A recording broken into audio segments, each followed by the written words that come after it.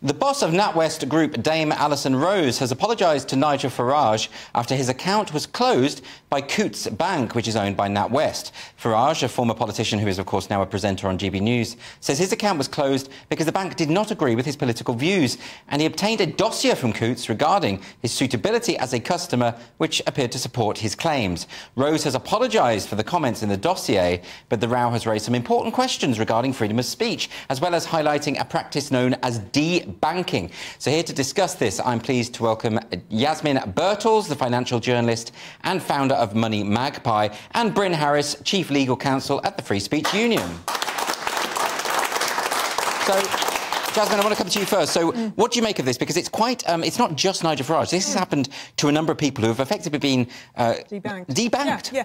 Well, exactly. I mean, I've been shouting about this for over a year now, and I'm really pleased, actually, that it's happened to Nigel, because he's a big mouth. He's going to make a big fuss about it, and he's going to go on. And now he's got the bit between his teeth, because he realises that there are tens of thousands of people and organisations to whom this has happened. Yes. I mean, including charities, individuals who have maybe, you know, political views, tend to be on the right, surprise, surprise, because the establishment, of course, is to the left. But then at the same time, some of the one of the points that was identified in the dossier was that he retweeted a joke by Ricky Gervais, which is a gender-critical joke. Yes. And most gender-critical feminists are on the left. Yes. Are they now going to be targeted? Well, yeah, they perfectly well could. And what this means to me is that we're getting very close to a China-style social credit system where they look at your tweets. You know, if you say something nasty about the government, suddenly you are debanked. You can't spend any money. So, Bryn, what has this got to do with banks? What your opinion is about anything? What's it got to do with them?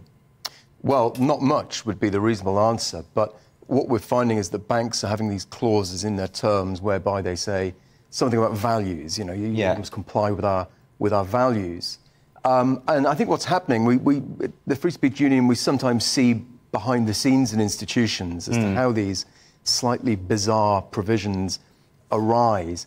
And I think it's very likely that when these things are proposed, that, you know, we should have a values clause, it's very hard internally to say, well, hang on, let's think about the ramifications of that. Let's think of the other considerations. But also, you know, if I'm looking for moral guidance, I'm not going to go to a bank. So, I mean, really, I don't care what their values are. I mean, their values are making as much money as possible. Yeah, absolutely. And, you know, I think there's something to be said for keeping commercial arrangements just that. Yes. You know, their only role is to look after your money and hopefully pay a bit of interest on it. OK, but Jasmine, let's have a look at what about the libertarian argument, which would say, you know, it's a private company, they should be able to do whatever they want, and any private company should be able to refuse service to whoever they want for whatever reason they want. Yes, and I do fundamentally agree with that. You know, if it's a cake-making company, as we've heard, you know, in the past, or, you happen to do something that lots of other people do, not a problem. But banking is more of a service. And what we're also finding is that it's not just one bank, it's not just one organisation, you can go somewhere else. I mean, you've had, with the Free Speech Union, had a problem with PayPal. It's very difficult to find an alternative to PayPal at the moment, and, you know, we desperately need one. That's interesting, isn't it, Bryn? Because, Free Speech Union had its PayPal account nuked, effectively. It did come back eventually, but only because Toby Young made us think about it, right? Yeah, absolutely. So we were sort of the canary in the mine in this, and, you know, we were able to get our account reinstated, and that's because, as a campaigning group, we know lawmakers, people in government. Did they ever say why? No, they didn't. And, you know, because they can't say we oppose free speech, that's why we did it. That wouldn't be a good look. No, it wouldn't. It wouldn't. Whatever the truth of it, they couldn't say that. Now, one thing the government is proposing, you know, they're going to amend the payment services regulations. Yes. And there will be a duty to give reasons. And you need that, because you can't appeal against the decision if you've got no idea as to why they made it. I was going to ask, when are we going to have a change of law to ensure that this kind of thing can't happen? Well, it's coming up. So after it happened to us, we talked to Andrew Griffiths. He's the Treasury Minister. And, you know, he's a good guy to be looking after this. He's sharp, he's dynamic. And, you know, the Farage has really sort of, you know, lit a fire underneath this. So something is happening. There's going to be a longer notice period, is what we're told. There's going to be a duty to give reasons, and this is all good. I still think the government can go further. And, I mean, really, I think what we need is for there to be, you know, such a punitive response to this in terms of damages and fines that no bank would ever consider doing this again. That's what we need. Yeah. Jasmine, can I bring you in here? One of the things that's confused me about this whole situation is the number of prominent left-wing individuals who are now suddenly cheerleaders for banks. It's really weird. I mean, I saw Paul Mason on TV doing exactly this, and you think, you're not left-wing anymore. If you're doing this, you're about as hyper-right-wing as you can be at this point. Well, exactly. It's extraordinary, and I've got friends who've been saying the same. I just said, I had a friend this morning said, oh, yeah, well, I'd debank Nigel Farage. And I said, well, would you with, with somebody else, maybe somebody on the left? Oh, well, I don't know. So, the principle, we need to understand principle, not personalities. Is this a good principle? No, it isn't.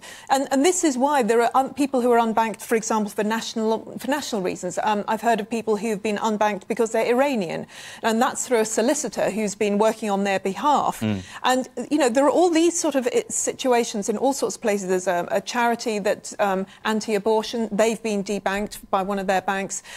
All sorts of people and organisations who are paying taxes, they're entirely legal, they are being debanked, whereas all of the banks have murderers, rapists, paedophiles, fraudsters on their list. Perfectly happy to have them, but if you question, anything on the right, perhaps, or, if you're a bit on the right and you question elements on the left, that's it, you can't have a bank. What's shocking about this is it's not just a few rogue members of staff who have gone a bit mad. There was a full dossier which was signed off at the top level. Yes. Right? So this is something that's built in to the system here. Well, I think, this, again, it's a wider thing. It's not just banks. We're seeing it at the moment with banks, but it's across all kinds of businesses. And the bigger the business, I mean, supermarkets, for example, the bigger the business, the more they seem to be hamstrung more and more by this sort of, well, I would say the woke culture. It's a word that's used a lot. But companies or organisations that have got into these big companies and said, you must not allow this, you must not say this, but you must have that flag, you must have those words up here and there. So is this Britain just an extension of cancel culture? Is that what we're seeing here? And that's why the left-right distinction doesn't mean anything anymore here. Yeah, I think so. So, we know that this new policy at Coutts came about roundabouts the time of BLM. And that would have been a time, I think, where many employees at Coutts, even if they disagreed, would have thought, I'm not going to push back against this. So, I mean, it could well be that there is an entire sort of organisational culture, but I think more likely is that it only takes a few people to propose something like this.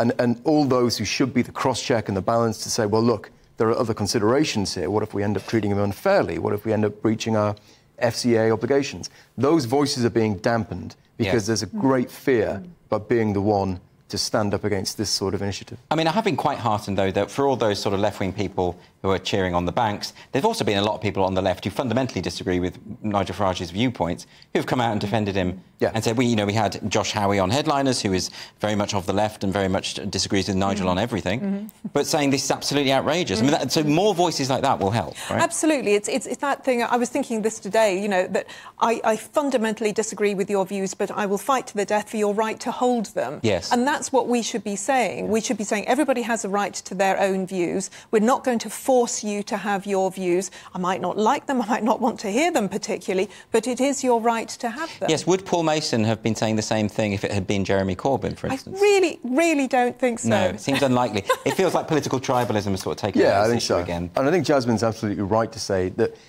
we need to get to the heart of the principle in this. Now, if you identify that principle, which is, do you think that banks should be able to use their power in this way, such that they can make judgments about your politics? I think when you can sort of bring it back to that, we can all agree, no matter what our politics, that the power that a bank has due to its money should not be abused so that they can play favourites between people with different politics. Very, very interesting. Well, Jasmine Birtles and Bryn Harris, thanks so much for joining me. Thank you.